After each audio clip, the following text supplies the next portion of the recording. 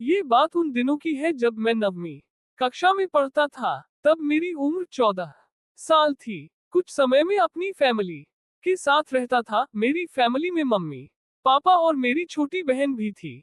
मेरे पापा गवर्नमेंट की नौकरी करते थे, इसलिए हमें सरकारी क्वार्टर्स में रहना पड़ता था। जब मेरे पापा का प्रमोशन हुआ था तब हमने उस कॉलोनी में एक बड़ा सा फ्लैट ले लिया।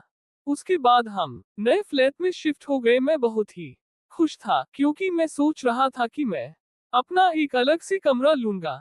पता नहीं क्यों जिस दिन से हम उस घर में रहने के लिए गए थे तब से मुझे उस घर में अजीबोगरीब बेचैनी महसूस हो रही थी। उस घर में मुझे देर से सोने की आदत थी क्योंकि हमारा टीवी चैनल वाला हर रात को एक नई फिल्म दिखाता था और मेरे मम्मी पापा और बहन दूसरे कमरे में जल्द सो जाते थे। शुरू शुरू में तो सब कुछ ठीक था, लेकिन अचानक मुझे एक रात को जब मैं अपने बेड पर बैठकर मूवी देख रहा था तो अचानक मुझे रूम के बाहर से किसी की आवाज सुनाई दी। मुझे लगा कि मम्मी यहाँ पानी पीने के लिए उठी होगी। मैंने ध्यान नहीं दिया, हाँ, लेकिन मैंने टीवी का आवाज थोड़ा धीमा कर दिया। लेकिन 4-5 मिनट के बाद फिर से वही आवाज आने लगी। वह आवाज किसी औरत के चलने पर उसके पायल की आवाज आती हो, जैसे कि छन छन छन। बिल्कुल ऐसे ही आवाज आ रही थी। मैंने टीवी का आवाज बिल्कुल बंद कर दिया, लेकिन बाहर से वही आवाज आ रही थी, छन छन छन। यह आवाज सुनकर मेरा शरीर कांपने लगा और मेरे रोंगटे भी खड़े हो गए। आवाज लगातार आ रही थी और 4-5 सेकंड के लिए सुनाई देती थी, उसके बाद बंद हो जाती थी। बाद में 3-4 मिनट के बाद फिर से छन छन छन, जैसे कि कोई भारी पायल पहनकर चल रही हो। मेरा दिल जोर जोर से धड़कने लगा है।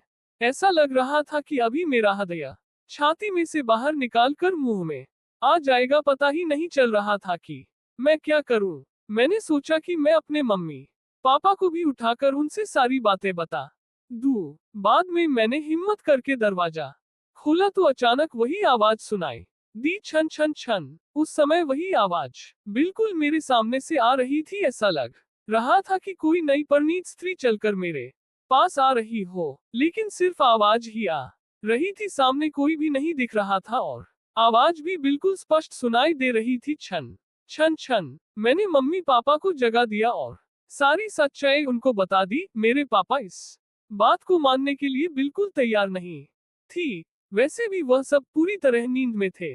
किसी ने मेरी बात पर ध्यान नहीं दिया। बाद में मैं अपनी मम्मी पापा के साथ उनके कमरे में सो गया। ऐसे ही 3-4 दिन निकलने के बाद एक रात को फिर से वही आवाज सुनाई दी, छन छन छन। बाद में मुझे उस आवाज की आदत पड़ गई। आवाज आने का कोई भी समय नक्की नहीं था। कभी कभी वह आज 10 बजे या फिर 10:30 बजे भी आती थी, परंतु एक बात तो पक्की थी कि वह आवाज सिर्फ मुझे ही सुनाई दे रही थी और दूसरे किसी को भी नहीं।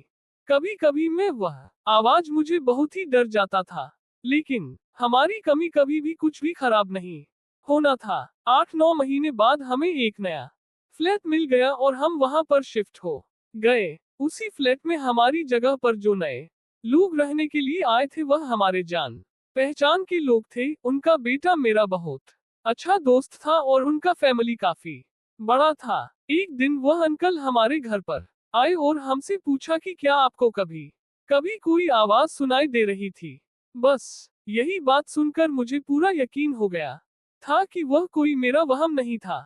उस अंकल के पूरे परिवार ने वही आवाज सुनी थी। आखिर में मेरे मम्मी पापा को यकीन हो गया कि मैं झूठ नहीं बोल रहा था। बाद में उन लोगों ने घर में पूजा पाठ करवाया। हमने यह बात जानने की कोशिश की थी कि उस घर में आखिर हुआ क्या था। तब जाकर पता चला कि उस घर में एक नहीं बल्कि 6 आत्माएं रह रही है। उस बात को 14 वर्ष हो गए और अब मैं बड़ा हो गया। मुझे पता नहीं है कि क्या आज भी वही आवाज सुनाई दे रही है या नहीं, लेकिन आज भी मैं उस आवाज के बारे में सोचता हूँ तो मेरे मन में एक अजीब सा डर लगने लगता है। भगवान की कृपा है कि आज सब कुछ ठीक है।